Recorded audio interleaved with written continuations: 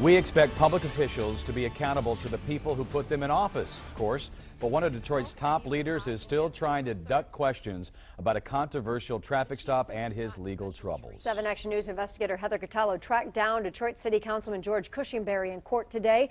All right, Heather, what happened? Well, George Cushingberry fled from our questions, and we have a lot of them. He was in Wayne County Circuit Court this morning because he's being sued for how he handled a probate case that we've been following. Also today, we uncovered new details in this report about how the council president pro tem acted when he was stopped by the police.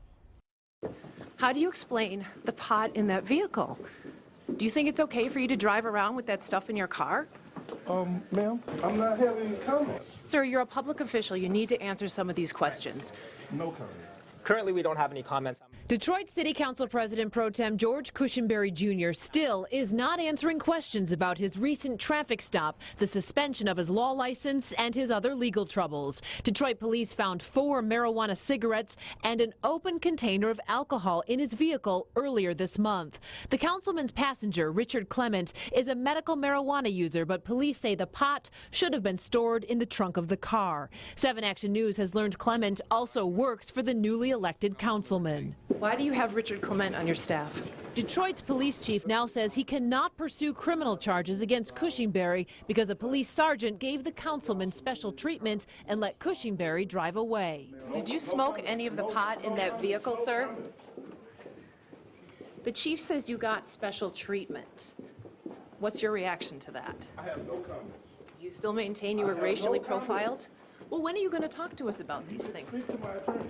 But you are an elected official, and you were in a vehicle with pot and alcohol. I think you should answer some of these questions, sir. The 7 investigators have now obtained the police report written by the 2 officers who were the first to pull Cushingberry over. One officer writes that he observed Mr. Cushingberry and Clement reaching and moving around as if they were concealing something. The other officer writes in the report that he had to ask Cushingberry at least twice to show his hands before he complied. The 2 cops had to call in a supervisor who ordered that Cushingberry only be given a traffic citation. Meanwhile, today, Chief James Craig is saying he will investigate why a police sergeant shoved another reporter who was trying to question Cushingberry last night. Preliminarily, it doesn't appear to be a case of excessive force. We were able to question him today at court, but he's still short on answers about what happened to the classic cars that once belonged to Roxanne Hudson's late husband. That 1926 Oakland. That was my husband's pride and joy.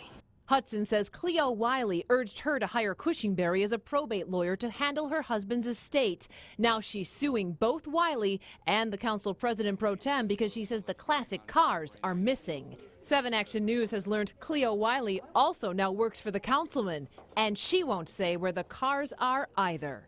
You work for the taxpayers now. You understand that, right? No comment. What do you do for the councilman? No comment. Today in court, Cushingberry's lawyer did not accept a mediator's recommendation that Hudson be paid $45,000. That means the case will continue, and so will our questions until he answers them. Jeff and Joanne. Yeah, Heather's heating stuff up.